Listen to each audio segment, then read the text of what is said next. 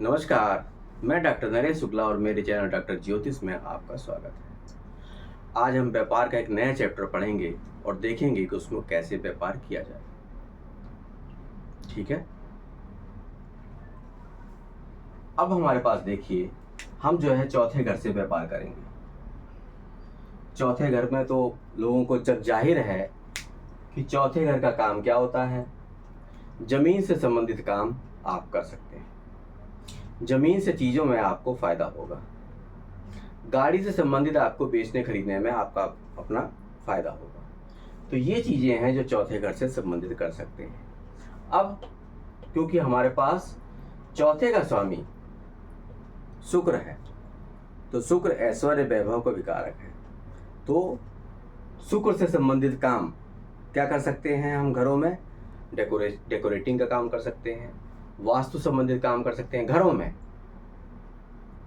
गाड़ियों को तो हम चला ही सकते हैं, गाड़ियों को बेच भी सकते हैं, गाड़ियों का बिजनेस भी कर सकते हैं और इनमें हमको लाभ होगा। इसकी दूसरी राशि कहाँ है? 11वें घर में। यानी अगर हम गाड़ी का व्यापार करेंगे तो हमको फ़ायदा होगा।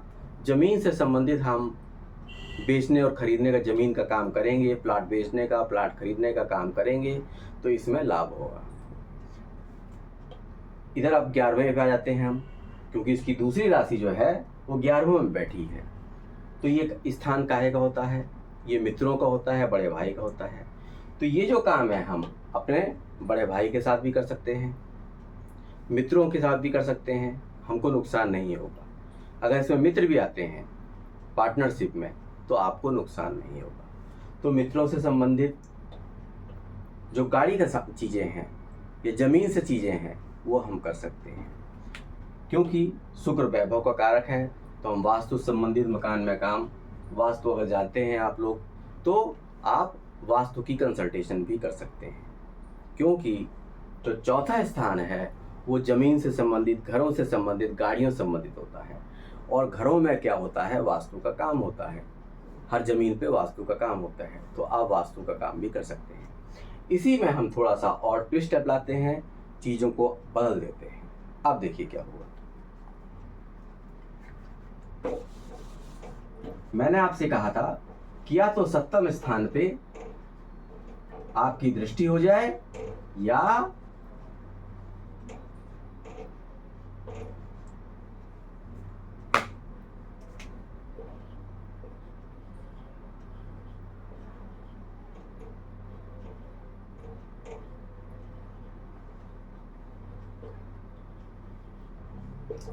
मंगल की दृष्टि व्यापार के स्थान पे पड़ रही है। जमीन का फिर इसमें काम आ गया, क्योंकि चौथे स्थान से ही दृष्टि पड़ रही है। तो जहां से दृष्टि पड़ती है उसका बिजनेस भी हम कर सकते हैं। तो जमीन का हम काम कर सकते हैं, गाड़ियों का काम हम कर सकते हैं, लेकिन आप नुकसान खा जाएंगे। क्यों?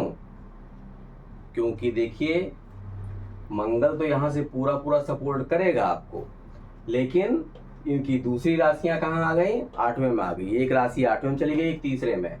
तीसरा स्थान साहस शौर्य का है, कमीशनिंग का है। तो जमीन के काम में आपको कमीशन तो मिलेगा ही, गाड़ियों के काम में आपको कमीशन तो मिलेगा ही। ये घर तो मैनेज हो गया, इस घर को कैसे मैनेज करेंगे?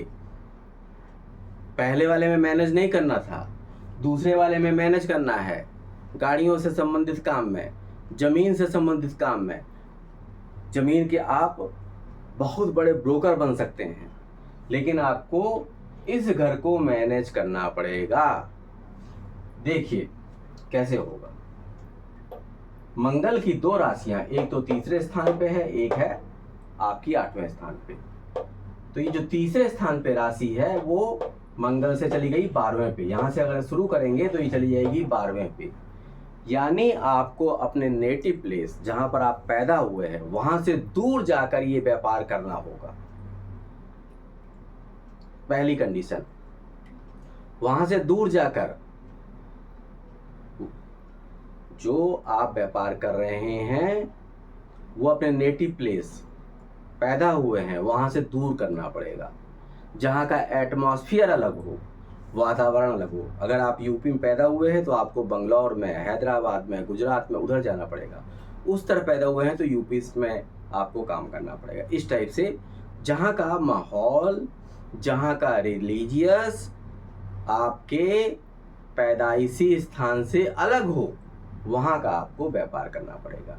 क्योंकि 12वां इसमें यहाँ से अगर गिनेंगे तो एक राशि 12वें में आ जाएगी। अब इसको कैसे मैनेज करेंगे?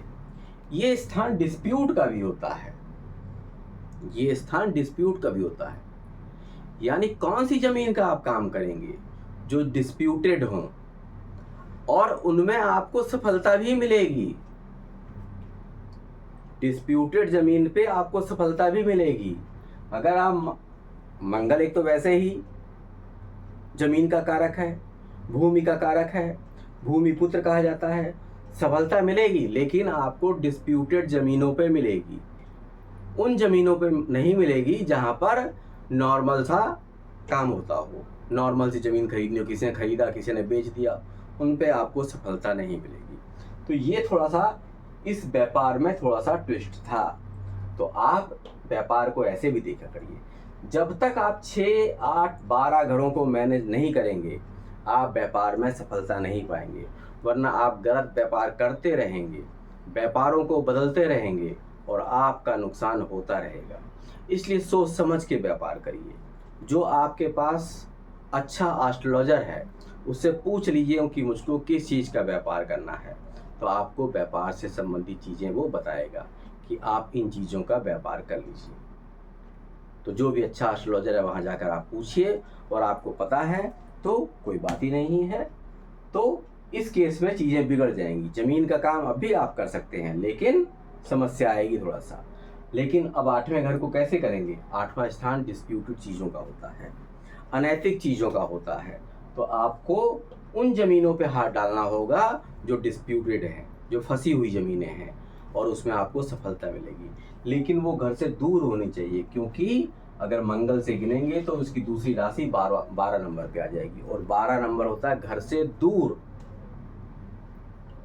और अगर तीसरा स्थान देखें तो कमीशन का, तो आपको सफलता मिलेगी। तो इसी के साथ मैंने आपको आज व्यापार सिखाया। और भी कुछ व्यापार हो तो मैं बताऊंगा आगे चल के। इसी के साथ मुझको विदा दीजिए। चैनल को ज़्यादा से ज़्यादा सब्सक्राइब करिए, वीडियो को लाइक करिए। नमस्कार।